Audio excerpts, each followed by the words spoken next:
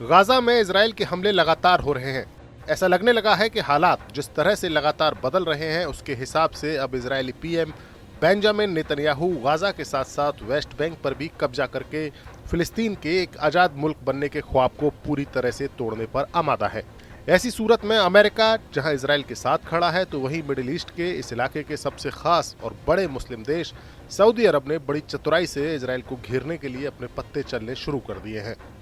Saudi अरब ने पिछले कुछ महीनों में ऐसे दांवपेच चले हैं जिससे वो इजराइल को दुनिया के मंच पर अलग थलग करने में कामयाब होता हुआ नजर आ रहा है। एक तरफ सऊदी अरब ने पाकिस्तान के साथ डील करके खाड़ी में अपनी सुरक्षा को काफी मजबूत कर लिया है, तो वहीं दूसरी ओर फ्रांस के साथ मिलकर डिप्लोमेटिक मोर्चे पर उसने इजराइल को आइसोलेट कर दिया है। दरअसल 9 सितंबर को कतर पर इजरायली अटैक के बाद सऊदी अरब को अपनी सुरक्षा की चिंता सताने लगी। सऊदी अरब को अमेरिका का सुरक्षा कवच मिला हुआ है, लेकिन कतर को भी ये कवच मिला हुआ था, उसके बावजूद हमला हुआ। कतर के अटैक ने अमेरिका की कार्यप्रणाली पर कई सवाल खड़े कर दिए और आनन फानन में सऊदी अरब ने पाकिस्तान के साथ डील कर ली।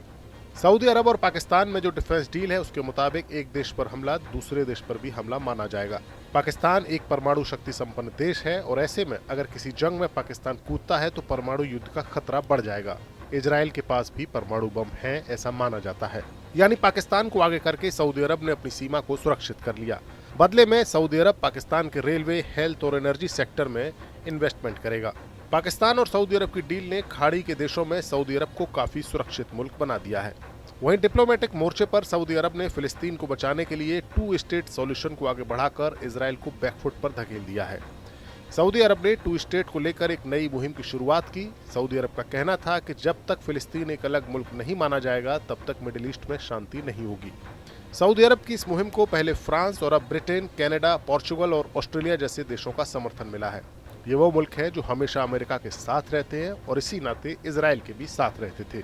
फिलिस्तीन को एक आजाद मुल्क न बनने देने को लेकर अब इजराइल के साथ सिर्फ अमेरिका है। ब्रिटेन और फ्रांस जैसे देशों ने जिस तरीके से इजराइल को झटका दिया है उसे इजराइल के लिए कूटनीतिक हार माना जा रहा है। वहीं दूसरी ओर गाजा में इजराइल ने अपने हमले जारी रखे हुए हैं। गाजा सिटी में इजरायली फौज ने शहर के मेन हॉस्पिटल जॉर्डेनियन हॉस्पिटल को खाली करने का आदेश दिया है। इस हॉस्पिटल में स्टाफ के अलावा 300 मरीज भर्ती हैं। सैकड़ों मरीजों को प्रतिदिन ओपीडी का लाभ इसी अस्पताल में मिलता है। इजरायली फौज ने इस अस्पताल को हमास का अड्डा बताते हुए खाली करने का आदेश दिया है। इजरायली फौज गाजा सिटी में हमास को पूरी तरह से खत्म करना चाहती है। 2 साल के हमलों के बावजूद इस शहर पर इजरायली फौज का कब्जा नहीं हो सका है। 2 साल से युद्ध से लगातार जूझ रहा गाजा इजरायली हमलों के चलते खंडहर में बदल चुका है, साथ ही अकाल से भी जूझ रहा है। फिलिस्तीनी अधिकारियों ने बताया कि इजरायली फौज ने सोमवार को जॉर्डन हॉस्पिटल खाली करने के आदेश दिए। गाजा में भारी तबाही और जानमाल के नुकसान से परेशान कई इस्लामी देशों ने अमेरिका में यूएन की बैठक के साइडलाइन में अमेरिकी प्रेसिडेंट डोनाल्ड ट्रंप से मुलाकात की योजना बनाई है। इन देशों में सऊदी अरब, यूएई, जॉर्डन, तुर्की, इंडोनेशिया और पाकिस्तान शामिल हैं। बताया जा रहा है कि इस मुलाकात के दौरान ट्रंप इन इस्लामी देशों के नेताओं और अधिकारियों को गाजा में युद्ध को समाप्त करने की अमेरिका की योजना के बारे में जानकारी देंगे। Bureau report, news nation.